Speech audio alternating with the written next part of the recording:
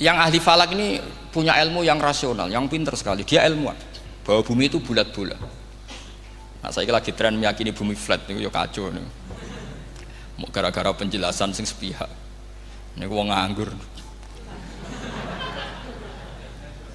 Lah wong ilmuwan kok sentimennya perkara wedi dhuwit. Enggak boleh ilmuwan menyebut sentimen apa? Uang. Akhir bumi itu bulat-bulat. Jadi kalau Anda jalan ke timur terus nanti ke titik yang sama. Abu Nawas ora paham karena dia memang enggak ahli sains gitu. Suatu saat si profesor ini kemalingan, malingnya melayu ngetan. Terus minta tolong sama Abu Nawas, kejarlah maling itu. Kemana? Ke timur. Dia ngejar ke barat. Ditanya sama profesor, saya udah bilang larinya maling itu ke timur, kalau kejar ke barat nanti ketemu di titik yang sama. Jadi, akhirnya profesornya ngerti, oh ngenyek tuh. Jadi, nah khawatir saya nanti kalau santri-santri tidak pinter ilmu, terus pilihannya ilmu kayak Abu Nawas, jalan pintas tadi. Karena belajar falak jelimet, belajar faraid apa? Jelimet, ada aul, ada roh, terus semua ada masalah yang ruwet-ruwet terus. Akhirnya mau olah bicara. Ini musibah, inna lillahi wa inna ilaihi raji'un. Itu tidak boleh. Quran tidak mengajarkan itu. Quran tetap mengajarkan ilmu meskipun ada nilai seninya. Ya tadi nilai seni tadi misalnya Allah mencontohkan daraba wa masalah rajulan fihi syuraka. Terus kedua uniknya Quran itu begini. Setelah dipikir itu nyata-nyata lebih detail. Misalnya begini. Ketika Allah mencontohkan ba'udah itu nyamuk. Itu orang-orang kafir itu bilang gini, "Ya Muhammad, Tuhan Anda kehilangan stok ilmiah. Sehingga contoh itu enggak yang dahsyat tapi sekedar nyamuk. Wong nyamuk kok digawe contoh. Mbok ya contoh itu dinosaurus, tak jerapah, tak apalah yang keren itu. Mosok contoh apa? Nyamuk. Terus Allah menjelaskan innallaha la yastahi ayyadriban apa? Masalam ma. Contoh apa saja? Apa saja itu ditafsiri ba'udotan fama faqoha. Entah itu nyamuk, fama faqoha, atau yang di atasnya nyamuk. Maksudnya di atasnya itu filkillah atau fisighor, atau yang di atas nyamuk, yang lebih kecil ketimbang nyamuk. Sekarang saya contohkan kata Rasulullah, contoh yang kecil saja. Nggak usah bikin nyawa, nggak usah, itu terlalu mustahil. Seorang pemahat patung, terus kamu pesen, Pak, aku gak eno patung gajah, mesti muni sanggup. Tak muni, Pak, gak eno patung gajah, ukurannya ya semestinya gajah. Oke. Tapi Pak, aku gak eno patung nyamuk, ukurannya ya sak nyamuk. Kira-kira sanggup apa enggak? Artinya ketika Allah gawe nyamuk itu lebih sulit ketimbang gawe gajah apa lebih mudah? Lebih sulit. Karena nyamuk yang sudah kecil, dia punya alat kelamin terus seberapa juga? Alat kelaminnya juga tetap harus ada lubangnya, terus seberapa? Temen saya malah ada yang cangkem elek bilang gini, lalu ya punya kuman, kumannya seberapa? Nah ini pentingnya ngaji akal. Kamu jangan hanya bilang, wow dinosaurus, jerapah, seru nyamuk. Nah karena orang sudah ada itibar dengan nyamuk, didatangkanlah nyamuk banyak. Sebenarnya nyamuk banyak itu mergo mangkel, gak diperhatikan itu. Makanya terus. Lah ini saya tahadus binemat, istri saya itu sering protes. Istri saya kalau manggil saya Gus karena orang Jawa Timur. Itu sama-sama jagongan itu, saya itu tidak pati sering digigit. Namun ya digigit tidak sesering sampean, itu jelas. Terus saya tanya, Gus punya doa apa, kenapa tidak pati begitu digigit nyamuk? Saya bilang karena saya sudah tahu hikmahnya nyamuk, jadi harusnya dia sudah tidak nyerang saya, kata saya itu. Makanya ini ijazah, agak mandi salah sampean gitu. Karena tadi logika yang terbangun gitu, kalau Allah bikin gajah, melubangi belalai gajah itu masih masuk akal, bahkan saat kita bikin patung masih bisa. Tapi kata tadi nyamuk itu sudah kecil, harus punya usus, harus punya alat kelamin, harus punya telur, telurnya juga detail lagi.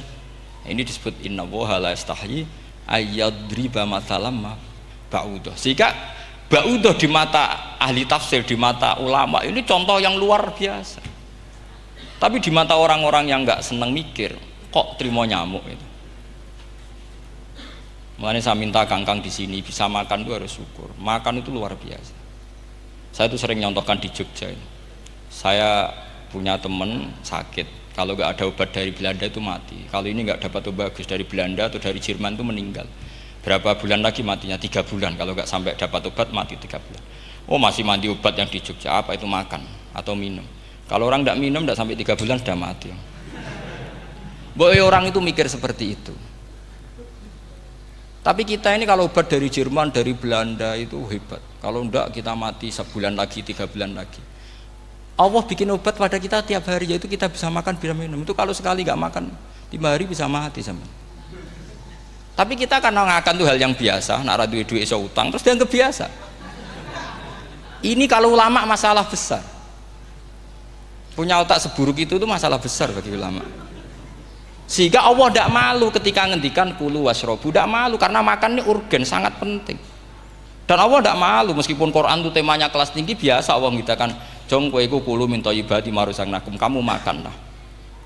Karena minum obat itu kebutuhan kita ketika sakit.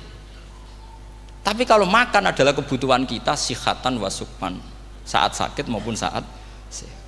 Nah, kalau Anda dengan kualitas ini, ketika Allah membicarakan makanan itu Anda akan respect sama Allah karena memang ini urgen betul. Tapi kalau Anda cara berpikir gini, hanya cari goro ibal ilmu yang aneh, yang seru, kamu baca ayat itu akan menjadi biasa-biasa saja. Dan itu masalah bagi mahabbah Anda pada Al-Quranul Karim. Ya saya kira demikian. Terus mangke saya pikir tidak etis ya, kan ini Jumat nanti sing biasa itikaf nanti terganggu. Nanti saya ada ke problem. Ya kalau ada tanya jawab ya saya mohon tadi ya, karena ini zaman akhir saya memang butuh sekali. Kenapa saya mau datang? Satu, hormat Kiai Hanan. Dua, saya memang ingin banyak mufassir lagi, jangan hanya lewat baca terjemah kemudian merasa menjadi ahli apa Quran atau ahli tafsir. Itu musibah besar itu masalah besar itu. Ya pokoknya saya mohon lah ya, setidaknya gitu. Misalnya orang kafir, kamu cari saja orang kafir. Ternyata ada yang harbi, ada yang dhimmi, ada yang mu'ahad, ada yang mustakman. Lalu dalam tarikh ada kafir Yahudi, kafir Nasrani, kafir ahli kitab. Kalau di fikih ada kafir yang lahum kitabun, ada yang tidak lahum kitabun. Kalau yang lahum kitabun disebut ini kitabiah kholiso, yang tidak itu kan beda-beda di fikih. Boleh nikahnya ndak, khilu dhabihatihim atau tidak, itu kan detail sekali. Makanya saya mohon ini latihan detail. Oke, sampean tetap ngaji, sering khatam itu bagus karena mengumpulkan semua ilmu. Tapi sampean harus menganalisis secara apa? Saya dulu ngaji Mbah Mun Muslim ya kilatan. Tapi saya ngapalkan sama Gus Subab. Gus Subab putranya Mbah Mun, dulu muridnya Said Muhammad. Saya itu tak pelajari lagi di rumah. Tak analisis lagi setelah besar sampai sekarang karena ya itu beda. Kita selalu Rabbi zidni apa? Ilma. Misalnya begini contoh ya, contoh. Kita mungkin tahu maknanya ayat tertentu itu begini. Misalnya begini. Faqula lahu qaulal layyina la'allahu yatadzakkaru aw yakhsha. Musa dan Harun, jika kamu datang ke Fir'aun, maka kalau ngomong, kalau dakwah itu qaulal layyinan, dengan dakwah yang halus. Nggih, qaulal layyinan. Ini bagi yang ekstremis harus baca dialek ini. Ini kisah nyata yang diceritakan Habib Zain bin Semit ketika ngarang Al-Manhajus Sawi. Juga diulang-ulang di beberapa kitab. Suatu saat ada ustadz corong Jawa Kemelinti datang ke Harun Ar-Rasyid. Harun Ar-Rasyid ini Banil Abbas, termasuk zuriyahnya Abdullah bin Abbas. Karena Harun Ar-Rasyid sebagai khalifah tentu salahnya banyak, namanya pejabat pasti salahnya banyak. Meskipun kebaikannya juga banyak, tapi salahnya juga banyak. Kalau kita kan tidak pejabat, salahnya tidak banyak, tapi prestasinya juga tidak banyak. Ya kan, misalnya ada tamu Raja Salman, katanya hormat tamu wajib, kamu kan tidak bisa hormat karena dia juga tidak mau dihormati kita kan. Nah terus si ustadz tadi datang begini, saya itu masih hafal teksnya, ya Amirul Mukminin inni nasihun lak famusyaddidun alaika fala tajidanna ala nafsika fi nafsika aliyya syai'an. Saya ini mau nasihati Anda, tapi saya maaf sekali karena nasihat saya ini kasar sekali. Musyaddid itu kasar, keras. Fala tajidanna fi nafsika aliyya syai'an, saya mohon jangan dimasukkan hati lah. Makanya terjemah bebasnya jangan masukkan hati. Katanya Harun Rasyid langsung marah. Uskut ya jahil, kamu itu ustadz bodoh. Kamu tidak boleh keras sama saya. Dia masih bantah, saya keras sama Anda karena Anda salahnya banyak. Terus apa kata Harun Ar-Rasyid? Inna wa ta'ala qad arsala man huwa khairum minka ila man huwa syarrum minni. Wa ma'adzalika qala ta'ala faqula lahu qaulal layyinan. Allah mengutus orang yang jelas lebih baik ketimbang kamu, yaitu Musa dan Harun. Musa dengan Ustadz ini baik mana? Tidak, sama jawab saja.